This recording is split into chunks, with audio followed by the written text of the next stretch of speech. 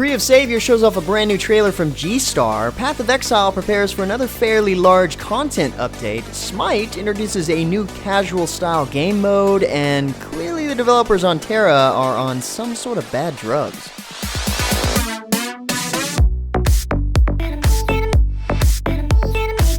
What's happening, guys? James Blon here with MMOHuts.com with a quick weekly recap for MMO news and announcements for the week ending November 16th, 2015. And starting out the news this week, we've got a brand new trailer for the latest major content update in Skyforge, known as Journey of the Divine.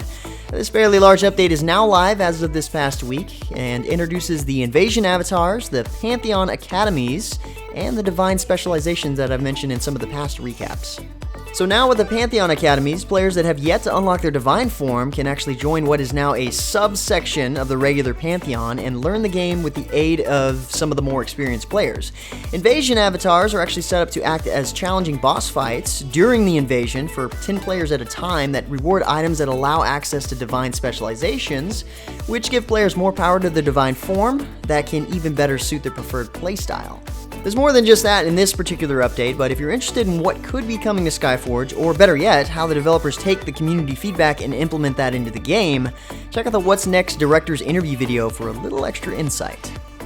Next up, ArenaNet announced that Spirit Vale, the first major update for Guild Wars 2 Heart of Thorns, is launching tomorrow, November 17th. Spirit Vale represents the first of 3 raid wings that will ultimately form the first full raid in Guild Wars 2, introducing a brand new style of challenging content for players. According to the official press release, conquering the challenges in Heart of Thorns raids will require active strategies, not UI gazing, being able to deal with weapon and ability changes on the fly, skill combos, dodging, and positioning for attacks being key for survival and victory. Besides the introduction to Spirit Vale as the first raid content, this update continues the story, having players plan a rescue mission in Maguma.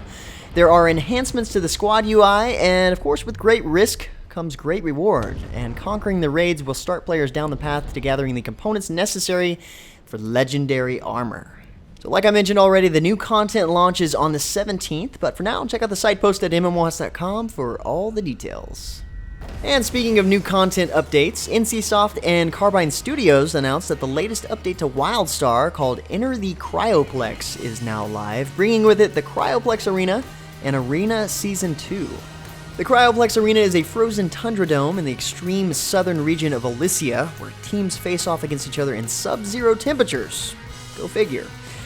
And Arena Season 2, in turn, offers teams the ability to jump into rated matches against other teams of similar skill and battle their way to the top of the rankings while collecting rare rewards.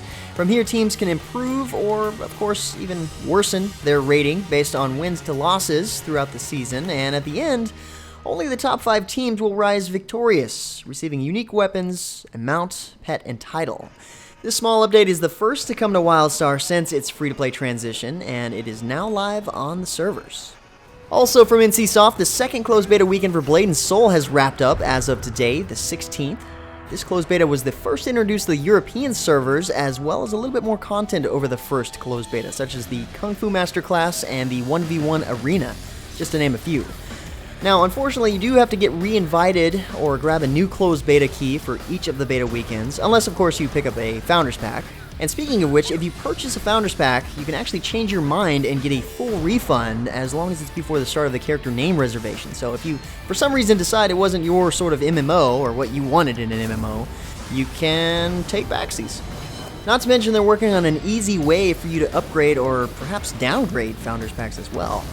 The next beta weekend is happening on November 24th through the 30th, which is a bit longer than the first two, and they're actually continuing work on the localized German and French clients, and hope to be releasing those during the 4th closed beta weekend starting on December 11th. And speak of the devil, Devilian just concluded its 3rd closed beta event today as well. Sorry I'm having to tell you guys after the fact, but we've had keys at the giveaway section, and I'm always telling you to camp out there for stuff you might want. Anyway, there should be at least one more closed beta weekend, if not open beta, before the end of the year, seeing that they've announced the game launching in 2015. We don't have a whole lot of time left for that, so it's got to be soon. Keep an eye out for more information about upcoming events at MMOHuts.com. I've also got a feeling that they're going to be focusing on the PvP aspect of the game more and more now that it's fairly close to launch.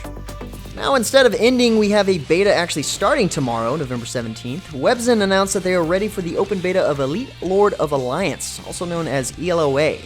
This open beta will introduce players to the world of Ephea as they take on the roles of warriors in the middle of the War of the Titan clan invasion. A few recaps ago, I mentioned the confusing mix-up and lawsuit between the publishing rights of Eloa in the West, and you guys might have noticed that In-Spirit Online has actually shut down, which sort of put a hold on our first look. Regardless, players interested in Eloa have been able to pre-download the game, ready for open beta starting now, basically. Next up, the free-to-play Minecraft-like voxel game known as Creativerse has officially gone public with its early access testing on Steam.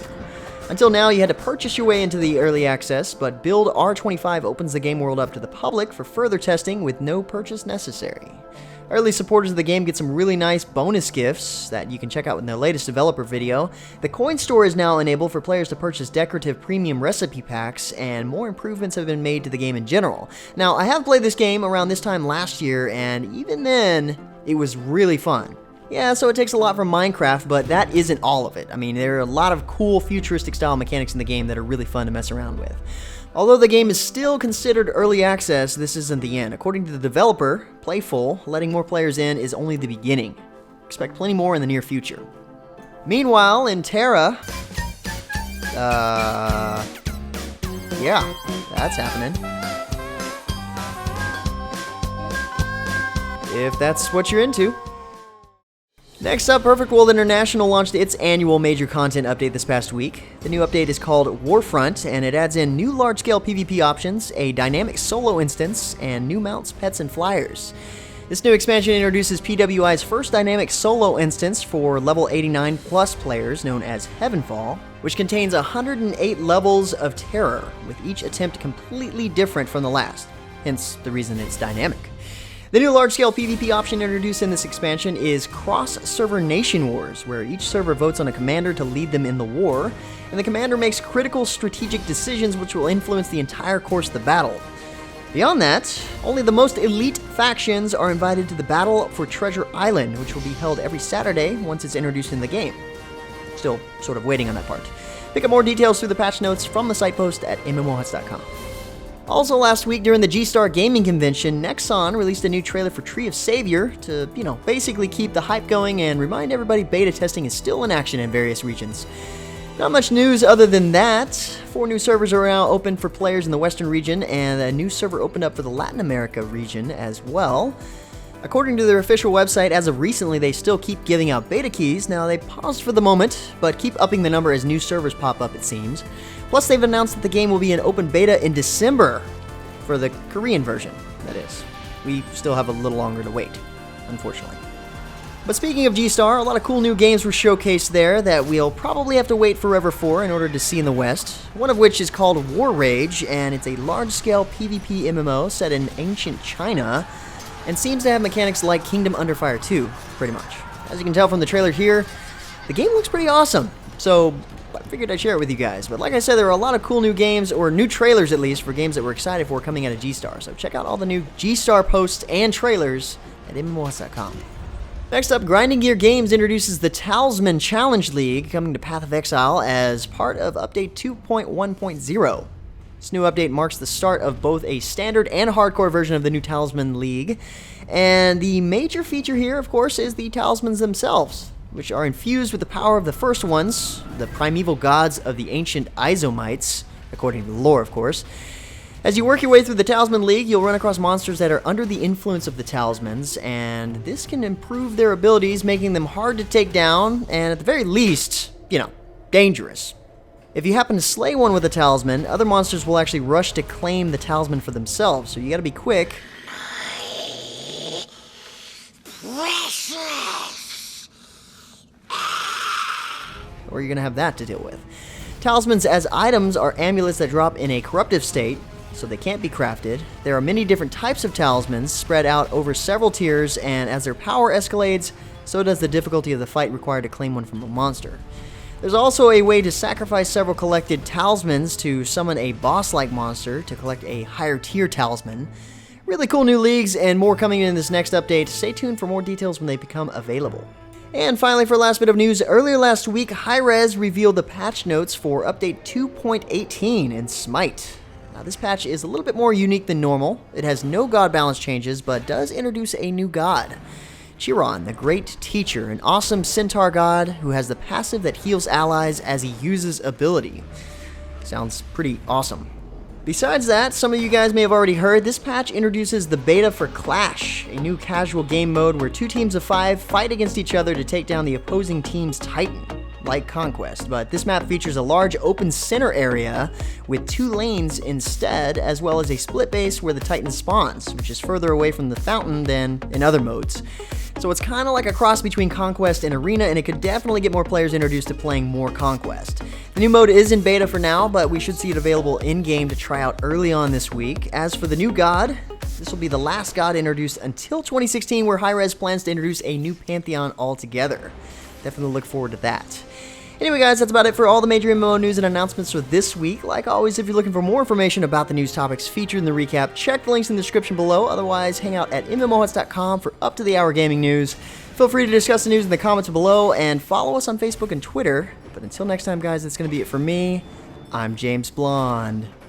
See you out there, gamers.